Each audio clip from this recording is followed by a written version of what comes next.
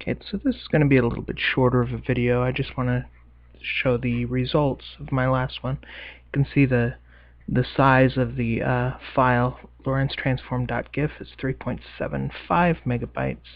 The slow is 18.7 megabytes. So this is a considerably larger file, and it really it's pretty similar to the other one, except that just the motion of the lines is considerably slower. You can see them coming into view and fading out because I just have more frames in the animation, so all of the animation is slowed down. So the main thing that I was going to point something out, but unfortunately now I have forgotten what it was exactly. One thing to watch is just how long it takes for the animation to run. Notice that the red comes through first, and then the orange, and then the yellow, and then the green, and then the blue, and then the violet. And the thing is that unlike a regular rotation, which goes around 360 degrees or 2 pi radians and then stops, this Lorentz transformation will go on forever. Although I did make use of repeated color, the red, orange, yellow, green, blue, violet does not actually cycle to the same red, orange, yellow, green, blue, violet. It continues.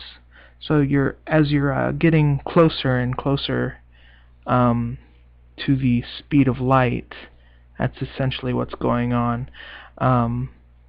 Your actual motion doesn't cease accelerating. There's no maximum velocity. You never actually reach this. You never actually make the speed of light line is this diagonal here, and you will never make that diagonal vertical. But you can see that you can get closer and closer and closer and closer to making that line vertical. Though they fade out, those lines, we're actually kind of showing every line as we pass it, and they're just getting compressed and compressed or decompressed from that diagonal and then compressed into this diagonal, and that gives kind of an essence of what rapidity space is. Rapidity goes from negative infinity to infinity, while the velocity space just goes from the negative speed of light to positive speed of light. So it's kind of a interesting feature of this thing that it just kind of, I think that's why I applied the shading the way I did, to kind of just fade in and fade out as it gets closer, when it's really close to the speed of light, because otherwise you just basically have those diagonal lines filled in with a thick dark line is what would end up happening, except that all the other lines would be, well, let's just say there's an infinite number of lines in the diagram that are not represented. You can see this red, for instance, is not showing all the red that should be out this way, and this blue is not showing the blue out there.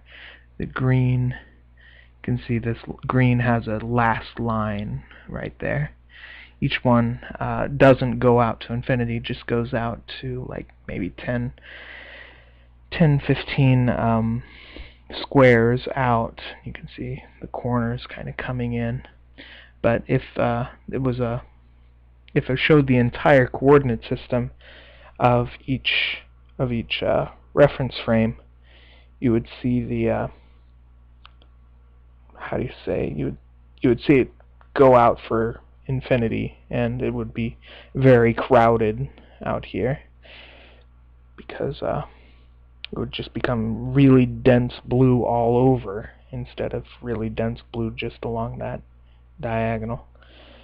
I think I'm rambling, but it's fun to watch the picture while I'm rambling, so you can just turn the sound down while I ramble. Anyway, I'm gonna go. Have a good evening.